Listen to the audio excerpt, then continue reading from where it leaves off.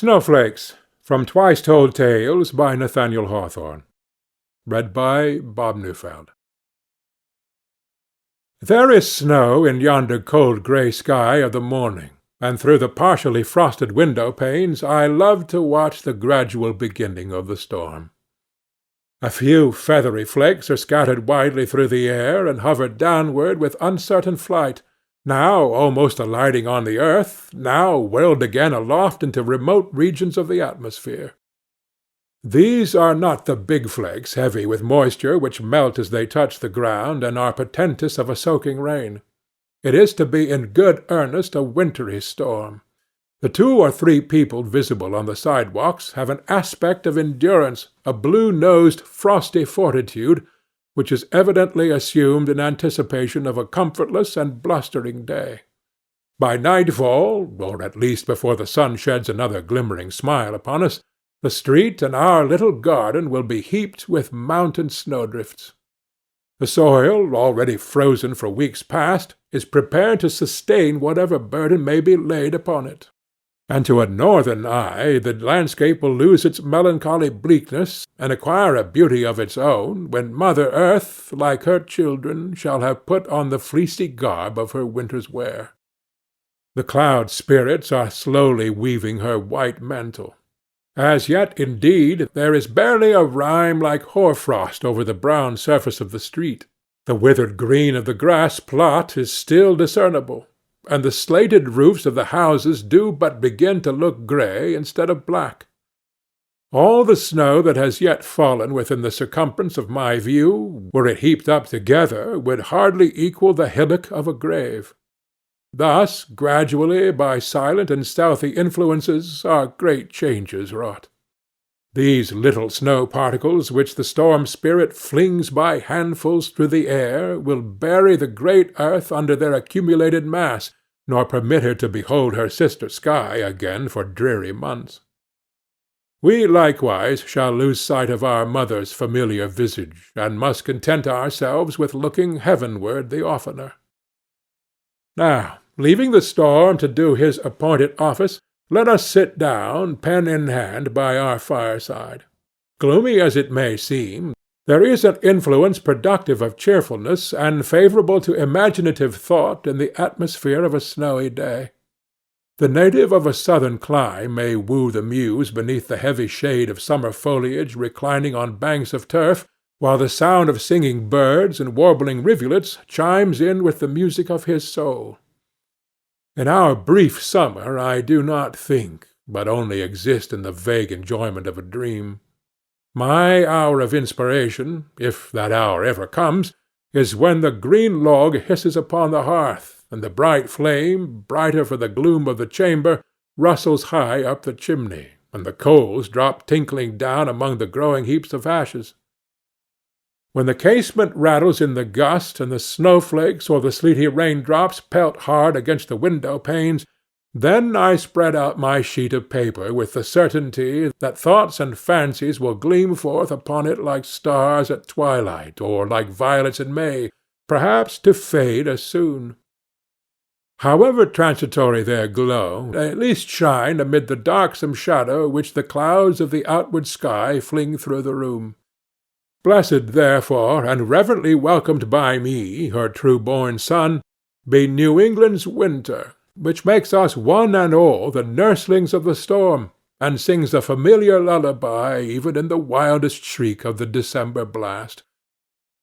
Now look we forth again, and see how much of his task the storm-spirit has done.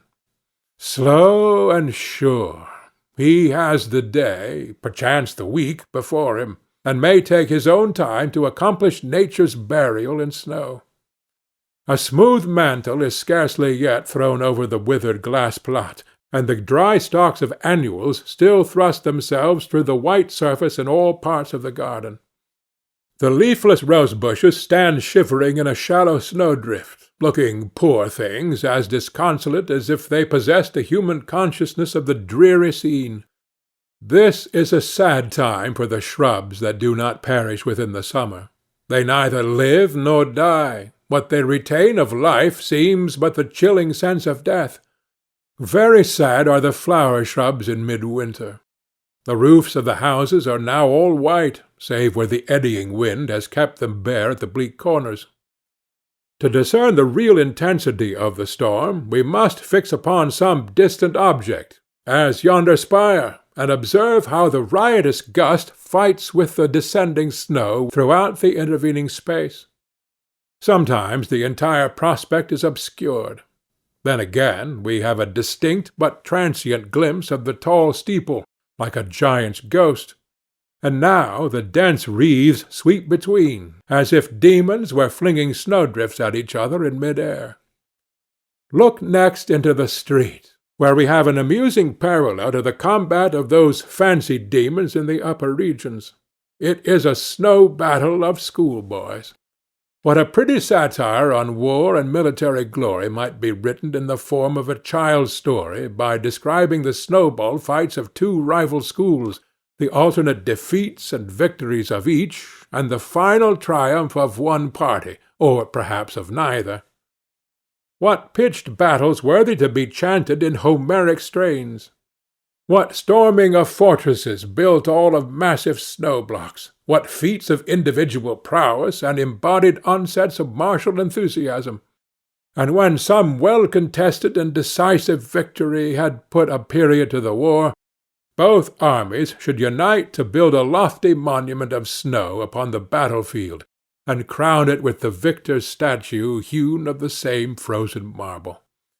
In a few days or weeks thereafter the passer-by would observe a shapeless mound upon the level common, and, unmindful of the famous victory, would ask, "How come it there? Who reared it? What means it?" The shattered pedestal of many a battle monument has provoked these questions when none could answer. Turn we again to the fireside, and sit musing there, lending our ears to the wind, till perhaps it shall seem like an articulate voice, and dictate wild and airy matter for the pen. Would it might inspire me to sketch out the personification of a New England winter, and that idea, if I can seize the snow-wreathed figures that flit before my fancy, shall be the theme of the next page. How does winter herald his approach? By the shrieking blast of latter autumn, which is nature's cry of lamentation as the destroyer rushes among the shivering groves where she has lingered, and scatters the sere leaves upon the tempest. When that cry is heard, the people wrap themselves in cloaks and shake their heads disconsolately, saying, "Winter is at hand." Then the axe of the woodcutter echoes sharp and diligently in the forest. Then the coal merchants rejoice because each shriek of nature in her agony adds something to the price of coal per ton. Then the peat smoke spreads its aromatic fragrance through the atmosphere. A few days more, and at eventide the children look out of the window and dimly perceive the flaunting of a snowy mantle in the air. It is stern winter's vesture.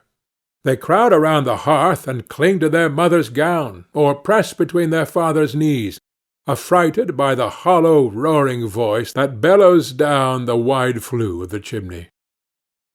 It is the voice of winter, and when parents and children hear it, they shudder and exclaim, "Winter is come! Cold winter has begun his reign already." Now throughout New England each hearth becomes an altar, sending up the smoke of a continued sacrifice to the immitigable deity who tyrannizes over forest, countryside, and town. Wrapped in his white mantle, his staff a huge icicle, his beard and hair a wind-tossed snowdrift, he travels over the land in the midst of a northern blast, and woe to the homeless wanderer whom he finds upon his path. There he lies, stark and stiff, a human shape of ice, on the spot where winter overtook him. On strides the tyrant over the rushing rivers and broad lakes, which turn to rock beneath his footsteps. His dreary empire is established. All around stretches the desolation of the pole. Yet not ungrateful be his New England children, for winter is our sire, though a stern and rough one, not ungrateful even for the severities which have nourished our unyielding strength of character. And let us thank him, too, for the sleigh rides cheered by the music of merry bells, for the crackling and rustling hearth when the ruddy firelight gleams on hardy manhood and the gleaming cheek of woman, for all the home enjoyments and the kindred virtues which flourish in a frozen soil. Not that we grieve when, after some 7 months of storm and bitter frost, spring, in the guise of a flower-crowned virgin, is seen driving away the horrid despot, pelting him with violets by the handful, and strewing green grass on the path behind him. Often, ere he will give up his empire, old winter rushes fiercely buck and hurls a snowdrift at the shrinking form of spring, yet, step by step, he is compelled to retreat northward, and spends the summer month within the Arctic Circle. Such fantasies, intermixed among graver toils of mind, have made the winter's day pass pleasantly. Meanwhile the storm has raged without abatement, and now, as the brief afternoon declines, is tossing denser volumes to and fro about the atmosphere. On the window-sill there is a layer of snow reaching half-way up the lowest pane of glass. The garden is one unbroken bed. Along the street are 2 or 3 spots of uncovered earth where the gust has whirled away the snow, heaping it elsewhere to the fence-tops or piling huge banks against the doors of houses. A solitary passenger is seen, now striding mid-leg deep across a drift, now scudding over the bare ground, while his cloak is swollen with the wind. And now the jingling of bells, a sluggish sound responsive to the horse's toilsome progress through the unbroken drifts, announces the passage of a sleigh with a boy clinging behind and ducking his head to escape detection by the driver.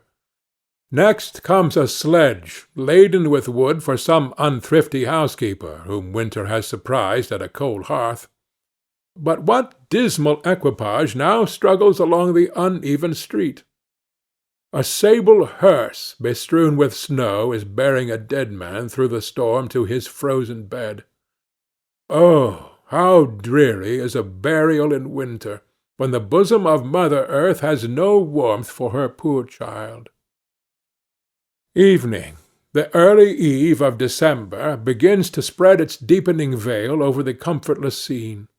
The firelight gradually brightens and throws my flickering shadow upon the walls and ceiling of the chamber, but the storm rages and rattles against the windows. Alas! I shiver and think it's time to be disconsolate, but taking a farewell glance at dead nature in her shroud, I perceive a flock of snowbirds skimming lightsomely through the tempest and flitting from drift to drift as sportively as swallows in the delightful prime of summer. Whence come they? Where do they build their nests and seek their food? Why, having airy wings, do they not follow summer around the earth, instead of making themselves the playmates of the storm, and fluttering on the dreary verge of the winter's eve? I know not whence they come, nor why, yet my spirit has been cheered by that wandering flock of snowbirds. End of Snowflakes,